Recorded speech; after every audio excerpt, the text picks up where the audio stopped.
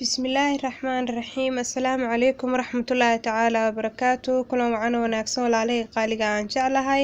meel kasta adduunka daafiisa adiga daawanaysaan maxaan idin leeyahay Allah idin ku nabad yeelo insha Allah maanta maxaan idin sidaa furlaatay aan idin wadaa halkaana maxaa ku haysanaa babaay halkaan waxaan ku haysanaa wax yar oo caano saddex qaad caanaha budada ah halkaan maxaa ku haysanaa strawberry iyo xabad moos insha Allah kuwa sharxaad ayaa ka dhigan doonaa halkaana maxaan ku haystaa buskud intaas ayaan isku soo shiidi doonaa insha Allah hadii Allah awooda oraal ka noqdo wax biyana ma ku daraayo insha Allah moosna ma ku shiidaa mooska decoration ayaan ka dhigayaa insha Allah maasha Allah walaalay qaaliga aan jeclahay waa soo shiidina waa kaas sidaas quruxda badan la ayaan u soo sharaxay waad arkaysaan indhihiina ayaa idiin macalina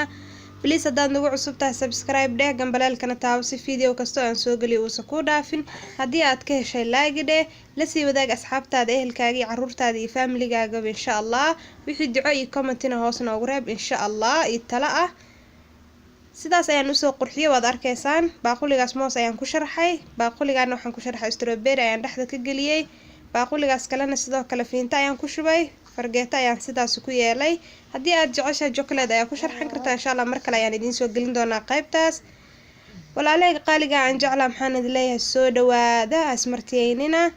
insha Allah tacaala maxaan idin leeyahay inta aan ku kulmi doono muuqaalo kale oo idin xiiso gelin doona sidaas iyo nabadgelyo iyo nooli kulante وبالله توفيق والسلام عليكم ورحمة الله تعالى وبركاته.